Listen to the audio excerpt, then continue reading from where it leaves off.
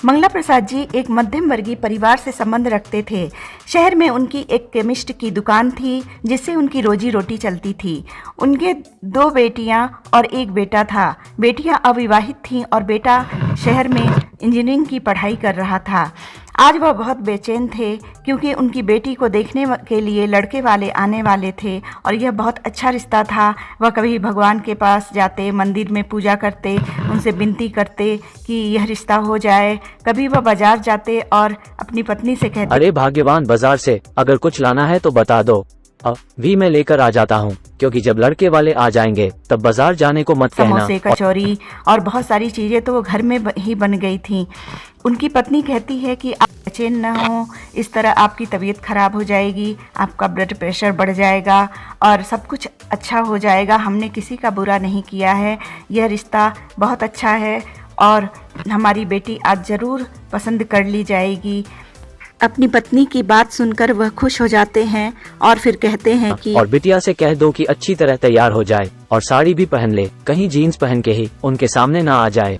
वह अपनी बेटी के पास जाती है और कहती है कि तुम अच्छी तरह तैयार हो जाओ और साड़ी पहन लो। अगर तुम्हें कोई साड़ी पहनने में दिक्कत आए तो बगल वाली मिसराइन चाची को बुला लाओ, वह तुम्हें अच्छे से साड़ी पहना देंगी।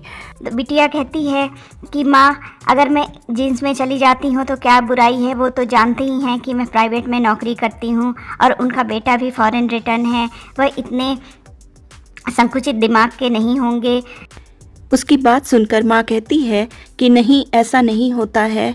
जब लोग अपनी बेटे के लिए लड़की देखने जाते हैं तो वह इन सब बातों पर बहुत गौर करते हैं, इसलिए चुपचाप से तू साड़ी पहन ले। माँ पिताजी के बहुत आग्रह करने पर वह साड़ी पहन लेती है और साड़ी पहनकर अपने पिता के पास आकर खड़ी हो जाती है। उसे देखकर उसके पिता कहते हैं, बेटी अब तुम सयानी हो गई हो, साड़ी में बड़ी बड़ी लगने लग गई हो। बेटा तुम किसी बात की चिंता मत करना। अरे लड़के वालों ने तो 10 बजे सुबह का टाइम दिया था, 1 बज गए, अभी तक उनका कहीं अता पता नहीं है। शहर में ट्रैफिक बहुत होती है, हो सकता है वह ट्रैफिक में फंस गए हो, तभी उन्हें लेट हो रहा है। इतने अच्छे लोग हैं, टाइम के तो पाबंद होंगे ही। उनकी पत्नी दोपहर का खाना मेहमानों के लिए बनाकर तैयार करती है, लेकिन लड़के वाले नहीं पहुंचते हैं। रूपा कहती है कि माँ, मैं साड़ी पहन के इतने देर तक कभी नहीं रही हूँ, मुझे दिक्कत हो रही है। वह आएंगे तो मैं साड़ी पहन लूँगी, अभी मैं खोल के रख देती हूँ। मेरे सिर में दर्द हो रहा है, मुझे थोड़ा लेटकर आराम करना है। लेकिन माँ कहती है कि बेटा थोड़ा रुक जाओ, अब वो आते ही होंगे। और फिर वह सभी इंतज़ार करने के लिए कभी अंदर कभी बाहर देखने लगते हैं। तभी दरवाजे पर दस्तक होती है और लड़के वाले आ जाते हैं। उसकी सासू माँ उससे पूछती हैं, अच्छा बेटा ये बताओ, क्या तुम्हें खाना बनाना आता है? वह कहती है कि हाँ, मैं खाना बना लेती हूँ और चाइनीज़ भी बनाना मुझे आता है।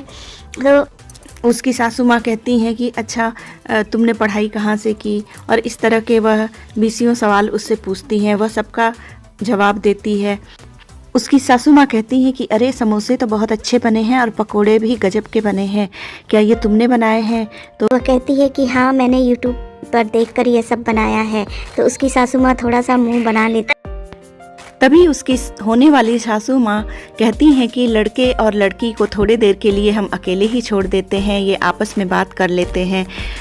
फिर तभी उनके पास एक फ़ोन आ जाता है और वह फ़ोन पर कहती हैं कि इन लोगों की माली हालत ठीक नहीं है, ये आपने हमें कैसा रिश्ता बता दिया। ऐसा करो, किसी और लड़की के लिए इंतज़ाम करो, हम यहाँ शादी नहीं कर पाएंगे। आने में भी बहुत परेशानी हुई, रास्ता भी इतना ख़राब, संबंध तो हमेशा के लिए जुड़ने जा रहा है।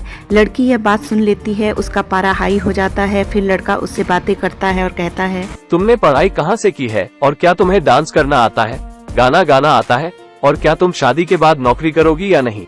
देखो, एक की कमाई से तो घर चलेगा नहीं, तुम्हें तो नौकरी करनी ही पड़ेगी। तभी लड़की के पिता कहते हैं कि आप लोग चलिए जलपान कर लीजिए, वैसे ही बहुत देर हो गया है, आइए। फिर वह डटकर उनके यहाँ खाना खाते हैं और फिर खाना खाकर कहते हैं कि हम चलते हैं, हम कुछ दिनों में अपना फैसला सुनाएंगे। यह सुनकर सभी थोड़े निराश भी होते हैं और लड़की का गुस्सा तो बहुत तेज हो जाता है। वह तमतमाते हुए कहती है, इतने सारे सवाल आप लोगों ने मुझसे पूछे, क्या मैं लड़के से कुछ सवाल पूछ सकती हूँ?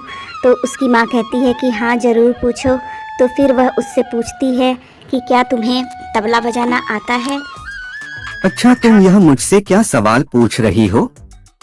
मैं IT प्रोफेशनल में हूँ, अमेरिका इंग्लैंड घूमता हूँ, और तुम मुझसे पूछ रही हो कि मुझे डांस करना आता है कि नहीं, और क्या तबला बजाना आता है या नहीं।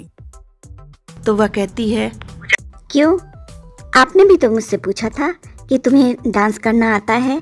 ये बताओ, जब मैं डांस करूँगी तो तबला कौन बजाएगा? तेरा बाप। तुम मुझे क्या इनकार करोगे? मैं ही तुमसे शादी करने से इनकार करती हूँ। और बड़े आए सवाल पूछने वाले। और इतना कहते हुए वह रोते हुए अंदर भाग जाती है। माँ बेटे का चेहरा देखने लायक था। वह फटाफट गाड़ी में बैठते हैं और वहाँ से चले जाते हैं। उसके पिता रोते हुए कहते हैं कि बिटिया, तुमने अच्छा नहीं किया। हमने तुम्हें इस तरह के संस्कार नहीं दिए हैं। अब तो वह लोग नाराज हो गए। यह रिश्ता अब हो ही नहीं सकता। सुबह से किसी ने खाना तक नहीं खाया। सबकी मेहनत बेकार हो गई। कि पिताजी, मैंने उनकी बातें सुन ली थी। वो कह रहे थे कि इनकी आर्थिक स्थिति अच्छी नहीं है, ये हमें दहेज नहीं दे पाएंगे। तभी मैंने उस लड़के से ऐसी बात की। अगर वह अच्छे लोग होते तो मैं उनसे कभी ऐसी बात नहीं करती। पिताजी, मैं भी बड़ों की इज्जत करना जानती हूँ और मुझे आपकी भी इज्जत का ख्याल है। वह तो दहेज के लोभी हैं। बेटा, तुमने अपने स्वाभिमान की रक्षा की, इस बात से मैं खुश हूँ। कुछ दिनों बाद उसकी शादी एक अच्छे लड़के से हो जाती है और वह एक खुशहाल जिंदगी जीने लगती है।